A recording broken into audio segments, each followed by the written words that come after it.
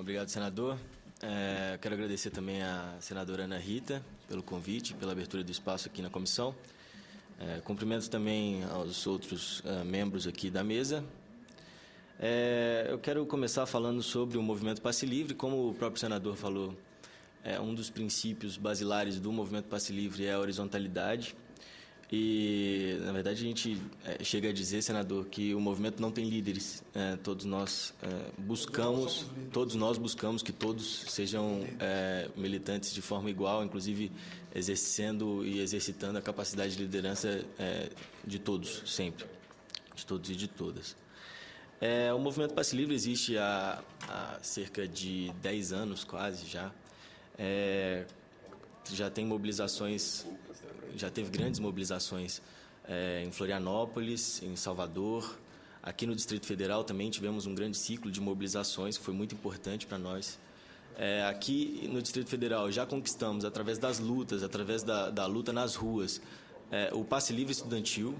Foi uma conquista do movimento Passe Livre, ou seja, o gigante acordou agora, mas nós já, através dessa mesma mobilização, dessa mesma estratégia de ir para as ruas, de valorizar o espaço das ruas para conquistar nossos avanços, inclusive os avanços institucionais.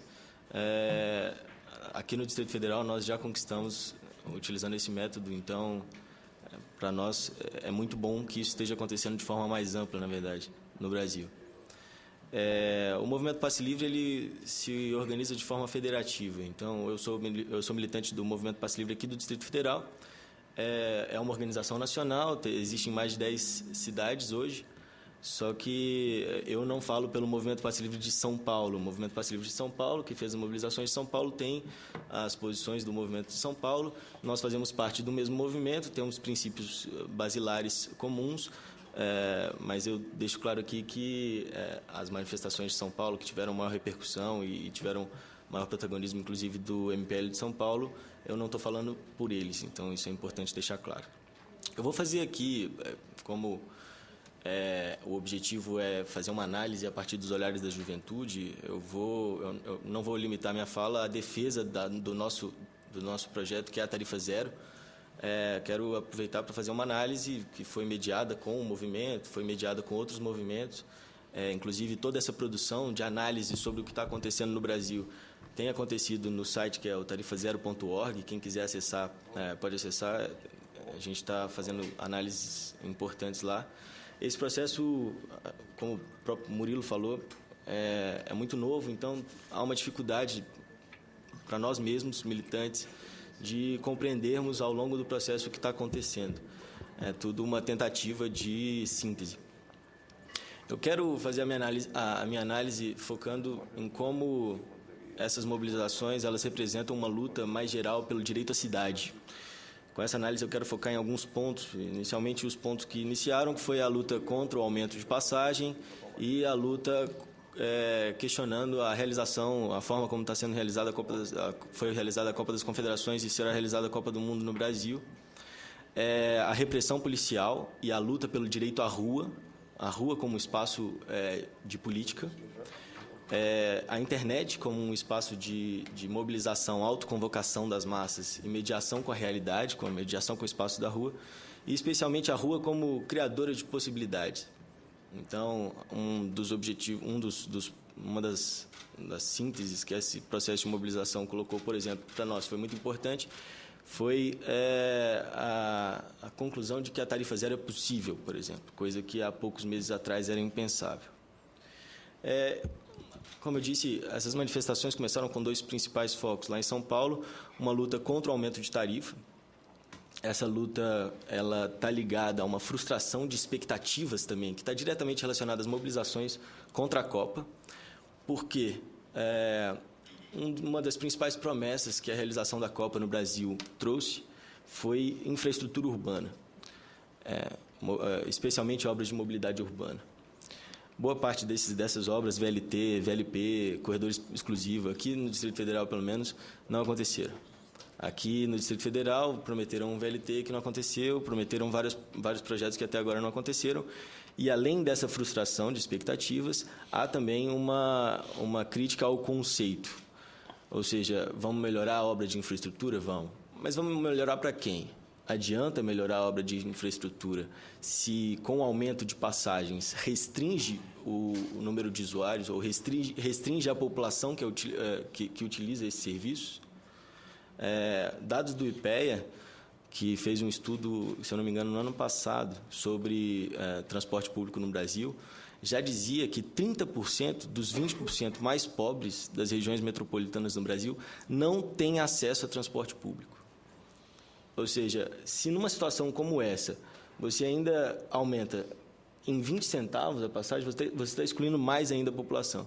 E isso, numa região metropolitana, ou seja, em grandes cidades, é impensável, porque são pessoas que não têm acesso a trabalho, não têm acesso a serviços públicos de qualidade, não têm acesso a vários outros benefícios que a cidade grande traz, que, na verdade, a pessoa está excluída do direito à cidade.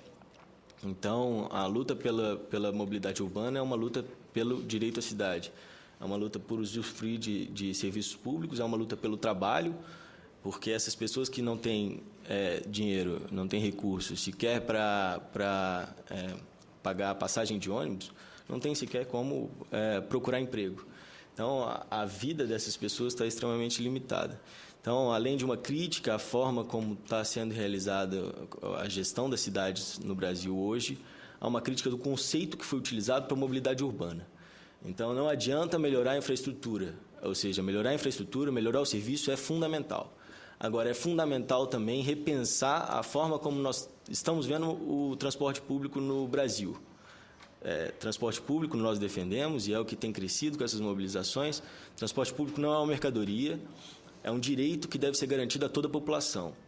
E é por isso que a tarifa zero é um direito, é uma pauta fundamental para todos nós. Na quinta-feira teve uma grande manifestação do Movimento Passe Livre em São Paulo, que teve uma repressão policial que foi inimaginável, que era inimaginável. Eu lembro que a Folha de São Paulo, se eu não me engano, colocou de manhã no editorial exigindo que a polícia retomasse a Avenida Paulista para os paulistanos. E aí, à noite, uma jornalista deles levou uma bala de borracha no olho e quase ficou cega. Na sexta-feira seguinte, aqui, nós fizemos uma manifestação pelo Comitê Popular da Copa, criticando a forma como estava sendo realizado. No dia seguinte ia ser a abertura da Copa das Confederações. À noite, militantes do Movimento dos Trabalhadores Sem Teto que participaram do protesto foram presos por queima de pneus. Começaram uma perseguição pública a mim, na mídia, com o secretário de Segurança e depois o próprio governador, o Agnello Queiroz, mencionando que eu estava sendo procurado por participar do protesto e por ter envolvimento com atos ilícitos. Sim, exatamente. Então, esse tipo de repressão, como o Murilo mencionou bem, teve um papel importante para que depois tivesse um aumento da mobilização em São Paulo, em outras cidades. É bom mencionar também que esse protesto aqui em Brasília foi o primeiro protesto no Brasil que expandia a pauta para outras pautas que não exclusivamente mobilidade urbana. Isso, somado à repressão policial que ocorreu, teve o efeito também de ampliar. Na verdade, essa repressão teve um efeito de que a classe média assumisse a defesa do direito à rua, a defesa do direito a protestar. Então, a classe média se identificou com a pauta, foi para as ruas junto com os estudantes que em São Paulo lutavam contra o aumento. Em São Paulo, eu falo São Paulo porque foi o caso mais emblemático, mas nós sabemos que no Rio de Janeiro, no Rio Grande do Sul, em Porto Alegre também teve. Aqui em Goiânia também tivemos vitórias, em cidades do Nordeste, várias cidades estava ocorrendo essa luta. E em várias cidades também, contra a repressão policial, contra a forma como o Estado estava vendo as manifestações. A população foi às ruas também pelo próprio direito a protestar. E isso teve um efeito de que, muitas vezes, o protesto foi pelo próprio protesto. Então, houve uma ampliação da pauta, que antes era focado em mobilidade urbana e a questão da Copa, para outras pautas que, apesar de ter sido muito criticado pela esquerda, como houve essa ampliação, por setores da esquerda, Eu acredito que teve um foco especialmente em questões muito importantes. A questão da reforma política, a crítica à corrupção, muitas vezes que fica aberta e sem foco, se desembocada numa pauta pela reforma política, que mude essa forma como a política institucional tem utilizado do que o Marcos Nobre chama de PMDBismo, que é essa agregação de várias forças através de uma pauta que muitas vezes fica conservadora, ela pode trazer avanços importantes na sociedade. Um outro grande foco das manifestações foi a mídia. A mídia chamou muita atenção para como as manifestações estavam tratando dos partidos políticos, mas esqueceu que carros de televisão, de redes de televisão, estavam sendo queimados nas manifestações. Milhares de pessoas, eu vi isso aqui em Brasília, estavam gritando, fora a Rede Globo.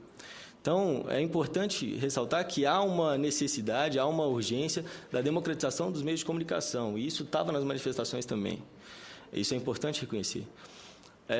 A pauta por melhoria de serviços públicos, educação e saúde, especialmente.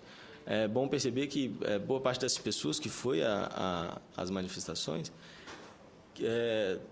está também insatisfeita com a forma como o Estado está lidando com os serviços públicos, porque percebe que, por mais que a renda da população tenha aumentado em geral e a desigualdade tenha diminuído, boa parte dessa população, especialmente a nova classe trabalhadora, que eu prefiro chamar do que nova classe média, está insatisfeita com o serviço público que está recebendo, mas está insatisfeita também quando consegue renda suficiente para contratar o seu serviço privado de saúde e percebe que é caro e ruim, tanto quanto tem sido o serviço público, e exige agora que o serviço público seja bom, porque percebe que seguir só pela disputa pelo serviço privado não adianta. Então, existe agora, e isso que a esquerda deve propor para essa nova classe trabalhadora, uma defesa dos serviços públicos de qualidade, gratuitos e de qualidade. Isso é fundamental. Outro ponto que a gente percebe nessas manifestações é o papel da internet. Com a ampliação das pautas e com a ampliação, inclusive, de vários novos atores nas ruas, a internet passou a ter um papel primordial, que é o papel da autoconvocação. Isso mostra que tanto as ruas devem ser disputadas, como as redes sociais também devem ser disputadas. A pauta política das redes sociais deve ser disputada. Muita gente se chocou com os cartazes defendendo a redução da maioridade penal nas manifestações, mas isso está na rede, isso a gente já tinha visto em vários lugares. Isso tem que ser disputado temos que colocar a pauta da esquerda em todos os espaços. E essa autoconvocação das massas, que muitas vezes parece, em outras cidades especialmente, aqui no Distrito Federal, pareceu uma novidade grande, teve também uma criação de líderes pela mídia, tanto uma criação de líderes pela mídia, quanto um enquadramento da mídia para colocar a pauta que a própria mídia defendia nas manifestações.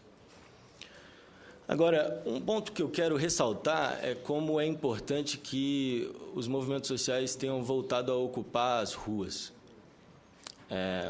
A rua é o espaço fundamental dos movimentos sociais. O movimento social não existe sem rua.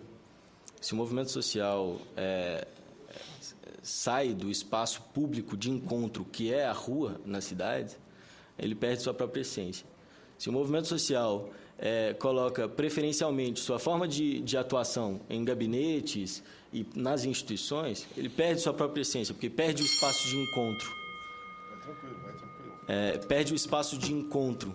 E é fundamental que o movimento social valorize o espaço da rua. Por isso que eu acredito que é muito positivo que essas várias pessoas tenham ido para as ruas, porque as ruas elas criam possibilidades que antes eram impensáveis.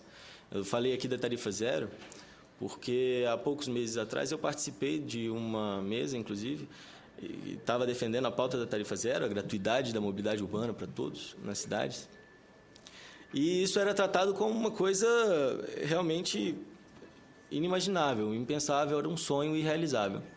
Na semana passada, o IPEA soltou um estudo sobre financiamento de transporte público, em que lá ele não chega a mencionar a tarifa zero, mas deixa bem claro que é possível financiar a tarifa zero através de uma série de formas de tributação que não do próprio usuário. Ao invés de colocar a importância na tarifa, como é feita hoje no Brasil, deve-se